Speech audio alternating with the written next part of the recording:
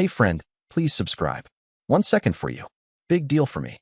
I never considered myself the type to notice the small things, the unspoken words, the quiet shifts in behavior. I was always too busy, too focused on the bigger picture. Life was moving at such a pace that I just let things unfold, assuming they'd work out as they always had. But sometimes, things don't just work out, and it's only when everything falls apart that you realize the cracks were there all along.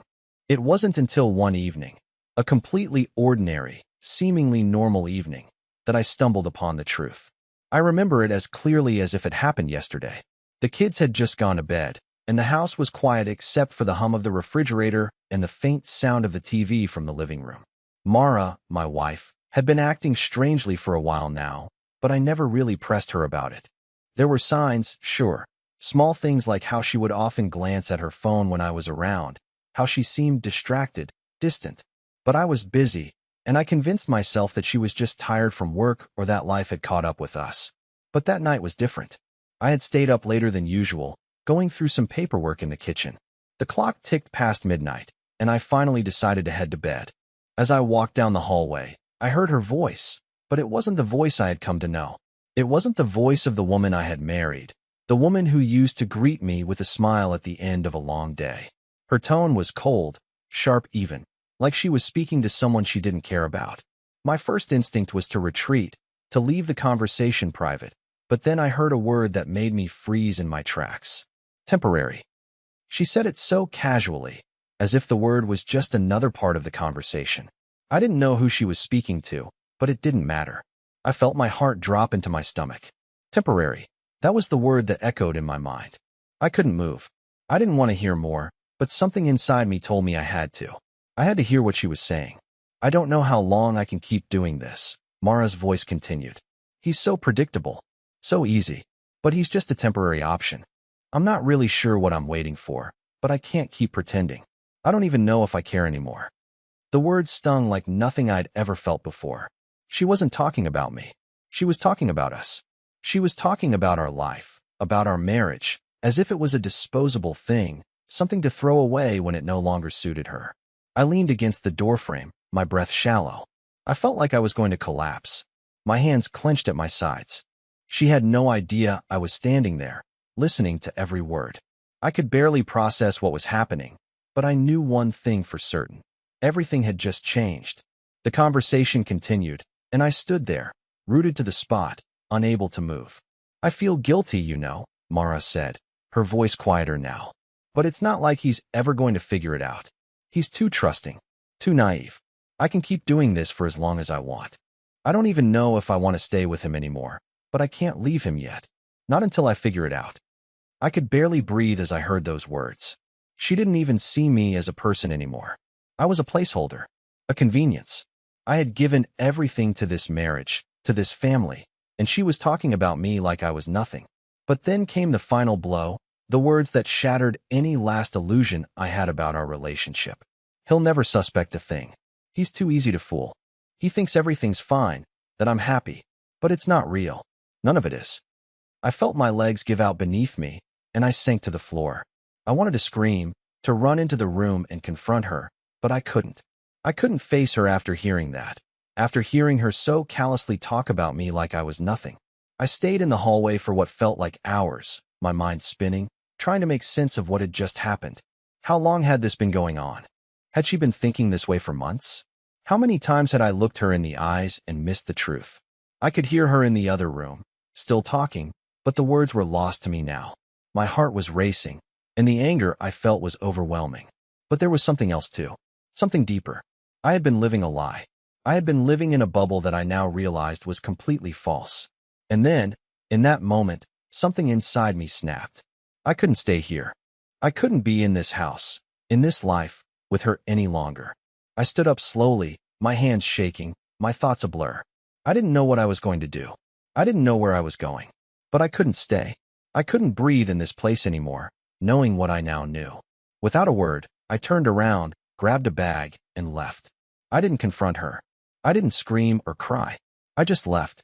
I didn't even know where I was going, but I knew one thing. She would never expect this.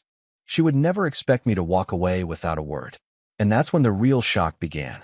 I don't know how long I sat there in my car, parked a few blocks away from the house, but it felt like an eternity. The city lights blurred as I stared out the window, my mind a storm of conflicting emotions. Anger, betrayal, confusion. I had never imagined that something like this could happen to me, to us. We were supposed to be a team, a family. We had built this life together. Yet here I was, driving away from it all, without even a word. The worst part?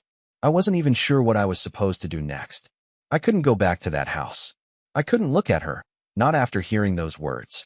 But at the same time, I felt a strange sense of calm. A part of me felt like I had been given a freedom I never knew existed. I didn't have a plan. I didn't have anywhere to go. But I knew one thing.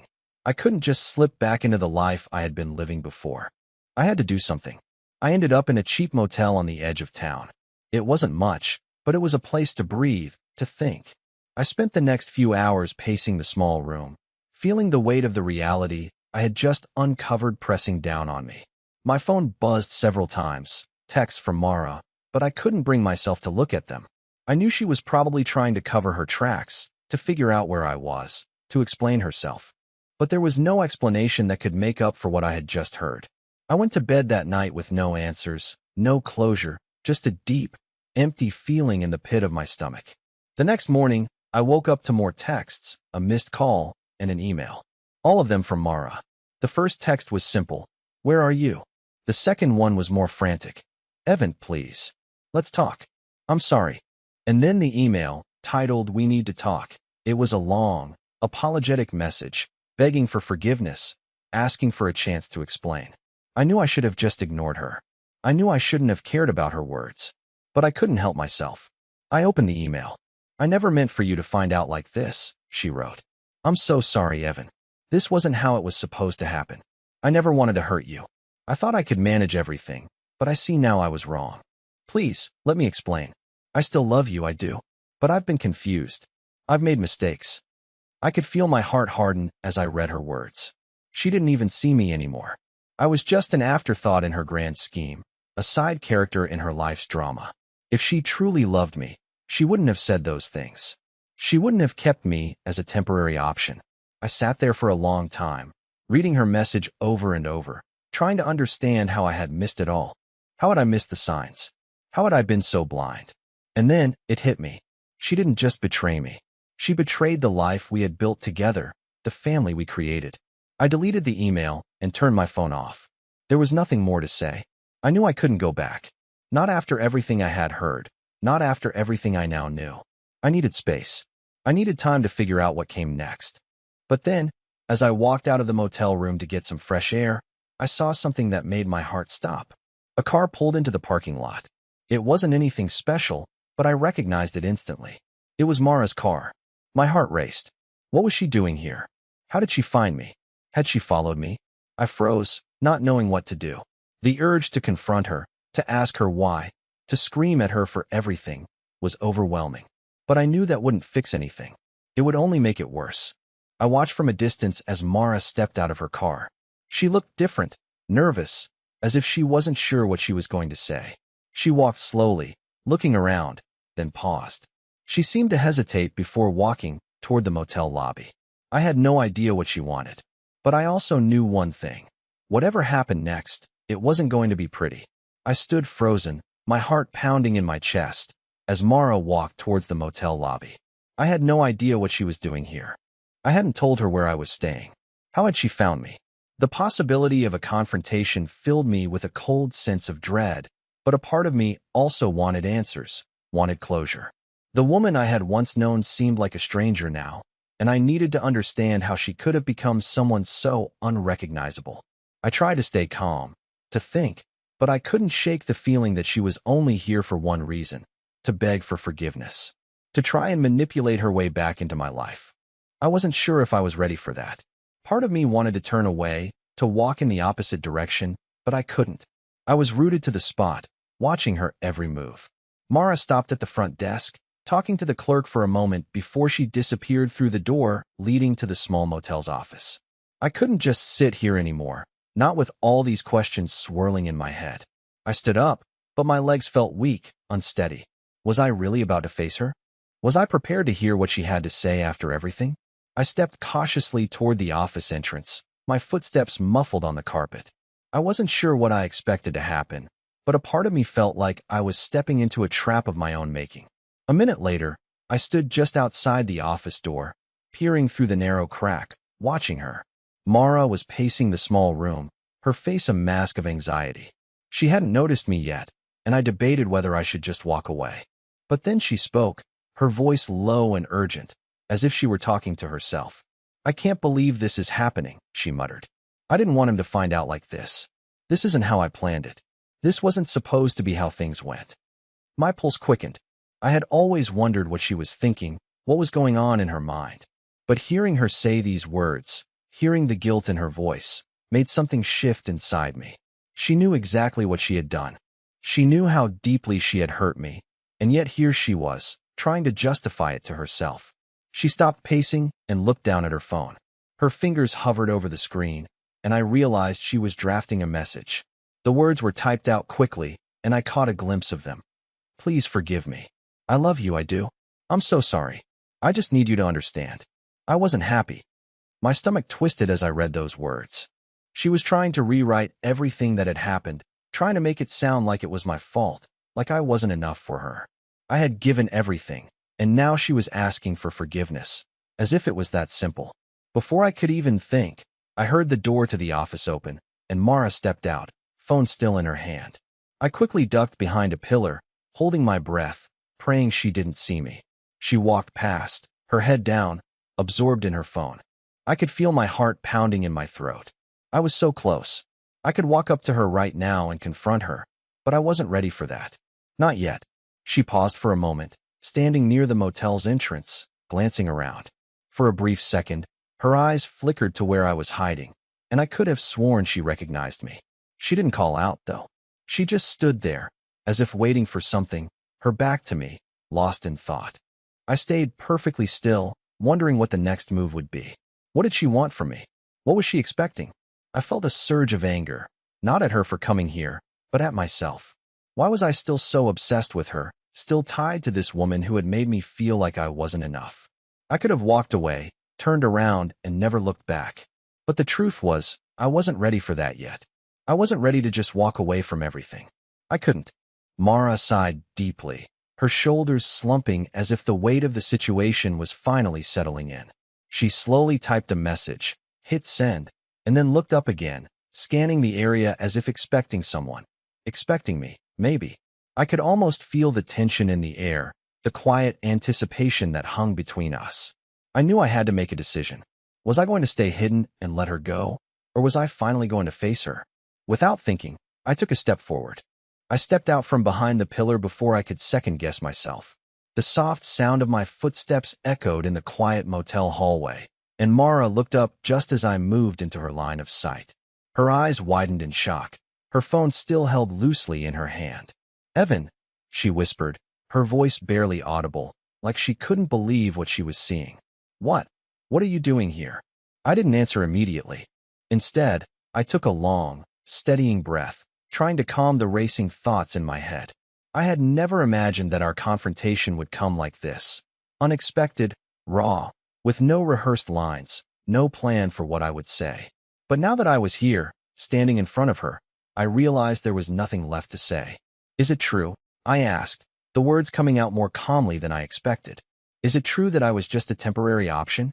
The color drained from her face. She took a step back, her eyes darting between my face and the floor. "Evan, please. Don't lie to me." I interrupted, my voice colder now. "You said it. I heard you. You've been lying to me. To us. For how long, Mara? How long were you planning this?" She opened her mouth to speak, but nothing came out at first.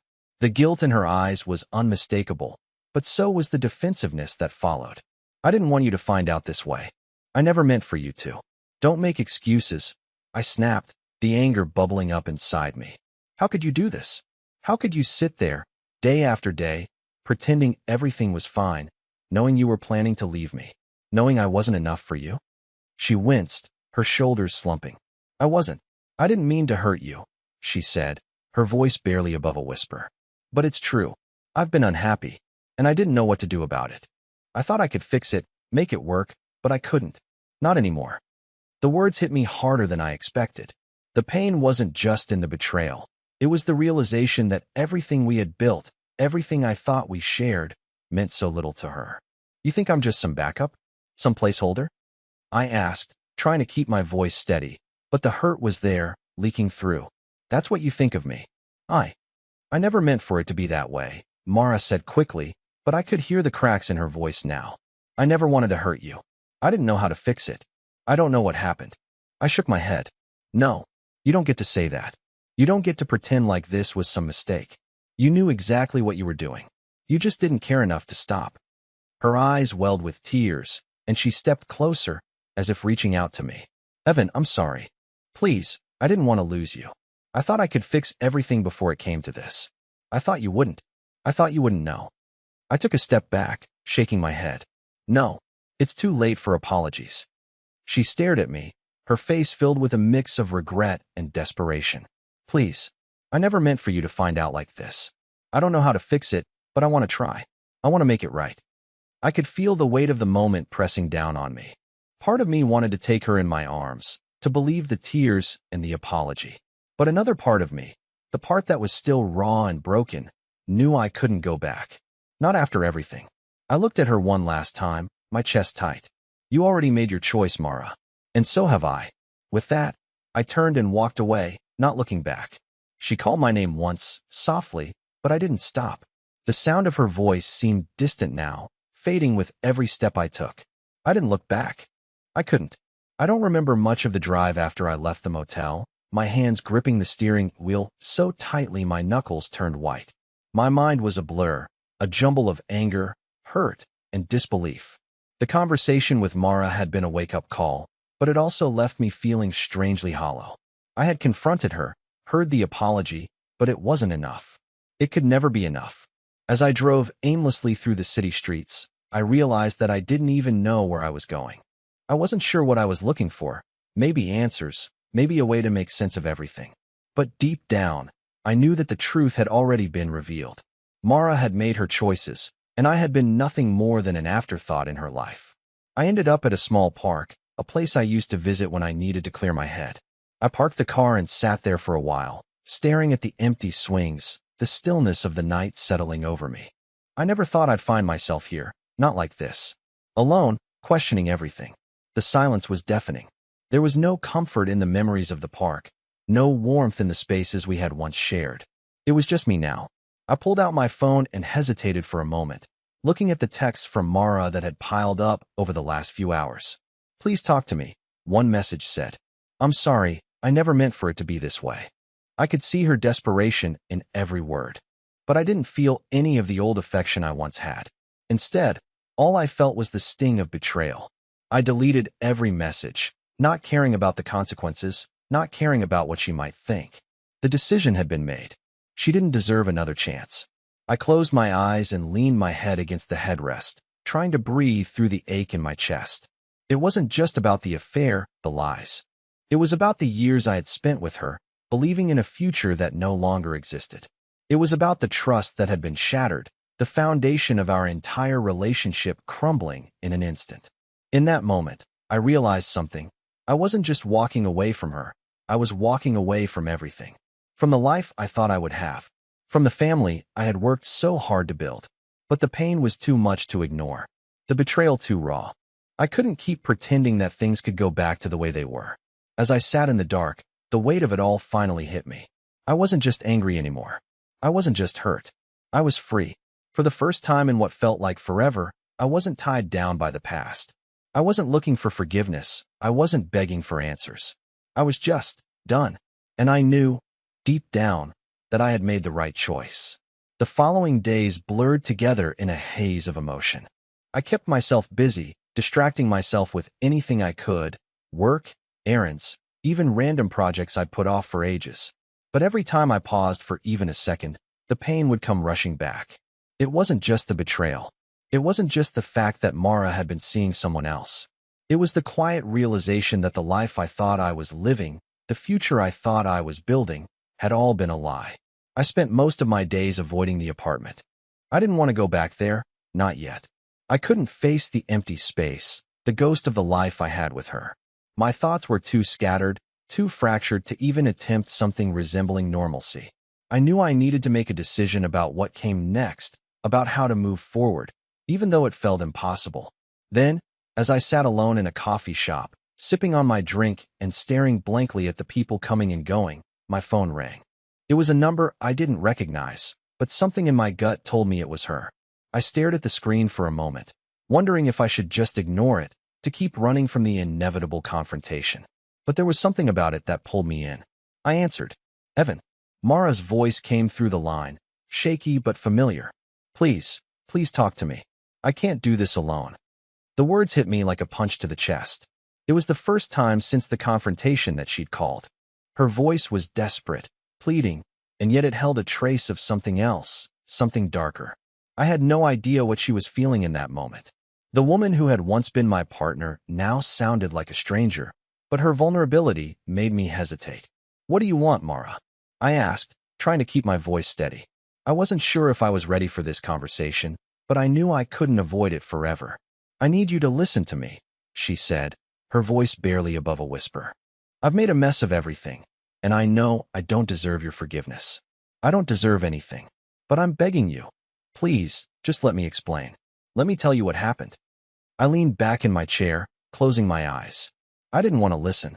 I didn't want to hear her excuses. But a part of me still cared. A part of me wanted to understand. I wanted to know how we got here, how everything went so terribly wrong. You've already explained, Mara, I said, my tone sharper than I intended. You made your choice. You're with someone else, and I'm just supposed to accept that? I'm supposed to let you explain away the fact that you've been lying to me for months? How do you expect me to just forget about that? There was silence on the other end for a long moment. Then, she spoke again, her voice trembling. I don't expect you to forget. I don't expect anything. But I do need you to understand that I didn't mean for this to happen. I was confused, lost. I thought I could fix things, but I couldn't. I didn't know how to fix us. Fix us, I repeated, a bitter laugh escaping my lips. You don't get to fix anything. You've already torn it all apart.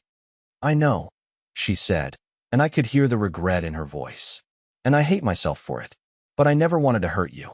Not like this. I swear. For a moment, I felt the familiar tug of sympathy, the echo of the love we once shared. But that voice inside me, the one that had been quiet for days, started to speak up. She doesn't deserve my sympathy. She doesn't deserve another chance. I swallowed the words that were threatening to spill out, forcing myself to stay focused. I don't want your apology, Mara, I said. I don't want to hear it. What you've done. I can't just forgive that. Not like this. Not when you've already made your choice. I haven't made my choice, she insisted, her voice growing more desperate. I swear I haven't. I've been confused, and I know that doesn't make it right. But I was just trying to figure things out. I need you, Evan. Please don't leave me like this. I was silent for a long time, staring out the window at the busy street outside, the noise of the world contrasting with the stillness inside me. I had no answers. No easy solution. There was no going back to the way things were. But I also couldn't ignore the history we had, the life we'd built together. Why did you do it? I asked finally, my voice barely audible. Why did you let me believe everything was fine when it wasn't? Mara's voice cracked. I don't know, Evan. I don't have a good answer. I thought I could make it work. I thought I could keep pretending. I didn't want to hurt you. I didn't know what to say to that. I was still angry, still hurt. But in that moment, I realized something. This wasn't just about her mistake. This was about me, too. It was about my own failure to see the signs, to confront the truth sooner. I need space, I said finally, my voice firm. I can't do this right now. I can't talk to you. Not like this. There was a long pause before she spoke again, quieter this time. I understand. I'm sorry, Evan. I really am. I hung up the phone before she could say anything else. I didn't want to think about what she said anymore. I didn't want to wonder what might have been, or if we could have made it work. I had to let go. For the first time in days, I felt a small sense of peace. It wasn't the peace of forgiveness or of reconciliation. It was the peace of finally choosing myself. I spent the next few days in a fog. The days blurred into one another, filled with restless sleep and long hours spent thinking about everything and nothing at all.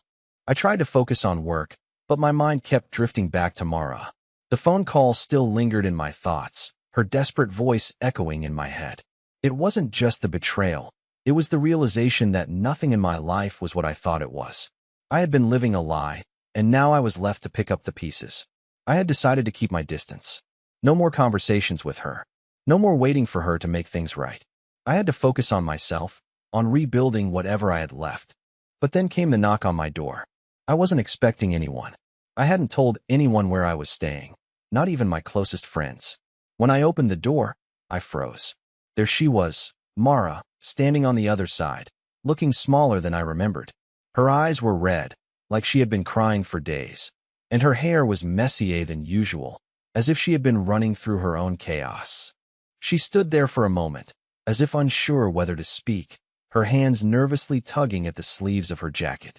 I felt a knot form in my stomach. The anger I thought had faded resurfaced in an instant. I didn't want to see her. I didn't want her here. "What are you doing here?" I asked, my voice tight. I had to see you," Mara said, her voice cracking. She took a step forward, but I didn't move. "Please, Evan, just let me explain. I need to tell you everything. I can't keep living like this." I shook my head, feeling the weight of her words press against me. "You've said enough, Mara. You've told me everything I need to know. What more could you possibly say that will change anything?" Her eyes filled with tears, and for a moment, I saw the woman I had loved. The woman who had once been my partner in everything. "I know I don't deserve your forgiveness. I don't deserve anything from you. But I can't keep going without at least trying. I need to make things right, Evan. Please. I can't live with this guilt." I stood there in silence, my emotions a storm inside me. I wanted to slam the door in her face, tell her to leave and never come back. But something held me there. Something in her voice, in her eyes, made me hesitate. "You've already destroyed everything, Mara," I said quietly, the words barely escaping my lips. "There's nothing left to fix." "I didn't mean for this to happen," she pleaded. "You don't know how much I regret it. I was selfish. I thought I could have it all, and I ruined everything." For a long moment, I didn't know what to say. I could see how broken she was, but I didn't know if that was enough to forgive her. I didn't know if anything could fix what had been broken between us. But then, something inside me snapped. Maybe it was the raw honesty in her eyes, or maybe it was the feeling of being completely exhausted by the whole situation. Either way, I stepped back, allowing her to enter. "What do you want from me, Mara?" I asked, my voice softer now, though the bitterness still lingered. She took a deep breath, wiping her eyes. "I don't want you to forgive me. I know I don't deserve that. I want to make sure you know that I am so sorry. I want you to know that I never wanted to hurt you. I've spent every day regretting what I did." I didn't know how to respond. It wasn't that I didn't hear her, or that I didn't see her pain. But what did it matter now? What did any of it matter when the trust was gone? When everything we had built was reduced to this? Mara reached out, and I felt a pang in my chest, a tiny flicker of the love that had once been there. But it was so faint, so distant, that it almost felt unreal. "I don't know if I can do this," I said finally. "I don't know if I can forgive you. I don't even know if I want to try." The silence between us stretched for what felt like hours. Neither of us moved, both of us caught in the weight of what had happened, the decisions we had made, the paths we had taken. And in that silence, I realized something. She had already made her choice. And so had I. Days passed after Mara's visit. I spent a lot of time in solitude, reflecting on the life I had once shared with her and the person I had become in the process. The anger, the hurt, the confusion, they all began to fade slowly. I wasn't just letting go of Mara. I was letting go of the version of myself that had been consumed by the pain of betrayal. I had spent too long questioning my worth, doubting my strength. But no more. It was time to rebuild. I focused on myself, for the first time in years. I spent more time with friends I had neglected, went to the gym, reconnected with old hobbies I had abandoned. The weight I had been carrying for so long began to lift. I found peace in the little things, in the morning sunlight, in a good book, in laughter that didn't feel forced. But there was something else I did, something I didn't expect. I began to change my relationship with Mara, but not in the way she might have wanted. She continued to reach out, sending me texts, leaving voice messages, always apologizing, always begging for another chance. But every time I read her messages, I felt nothing but indifference. I had moved on. I had learned that forgiveness wasn't always about giving the other person a chance. Sometimes, it was about letting go of the power they had over you. And Mara no longer had that power. Then, one evening, I received a text from an old friend, Jake. He worked with Mara and had known about the affair for a while. We hadn't talked much recently, but he knew the situation well. He'd always been a straight shooter, someone I could trust. I don't know if you've heard, but Mara's been seeing someone else again, the message said. I know it's none of my business, but I thought you should know. It wasn't the first time I had heard rumors, but this time, it felt different. The text wasn't just gossip, it was a subtle warning. Jake told me that Mara's relationship had been escalating, that her affair was no longer a secret, and that her so-called temporary option had become a full-blown, public affair. That night, I felt a strange sense of calm. I didn't need to do anything. I didn't need to confront her or seek revenge. Life had a way of handling things without my interference. It wasn't long before the fallout began. Mara's new relationship, the one she had so confidently told me was nothing serious, became the talk of the office, and eventually, the community. People started to see her for what she really was. The lies and deceit she had lived with for so long were no longer hidden. Her carefully curated image of the perfect wife and mother shattered when the truth came out. She lost friends. She lost the respect of her colleagues. And worst of all, she lost the life she thought she had built, all because she couldn't stop playing with fire. Meanwhile, my life was moving forward. I had started to date again, slowly, cautiously, but with a sense of freedom I had never known before. I met someone who truly valued me for who I was, not for the role I could play in their life. And that was the most healing thing of all, realizing that I deserved love without conditions, without strings attached. Mara eventually reached out one last time. It had been months since we last spoke, and I could tell by her message that she had finally hit rock bottom. She apologized again, asking for forgiveness. This time, her tone was different. It wasn't about wanting me back. It was about seeking validation, trying to make herself feel better after everything had unraveled. I didn't respond. Instead, I deleted the message and blocked her number. I had done enough healing. I had done enough for her. It was time for me to fully close that chapter of my life. In the end, I learned that karma didn't need me to lift a finger. It had already started to work in ways I couldn't have imagined. The best revenge, I realized, was living well. It was thriving in the life I had fought so hard to reclaim. And as for Mara, her actions had caught up with her, not because I wanted them to, but because the truth always finds a way to the surface. I was no longer defined by my past. I was free. And that freedom? That was the sweetest form of justice. Please like the video and share your thoughts in the comments. I read them all.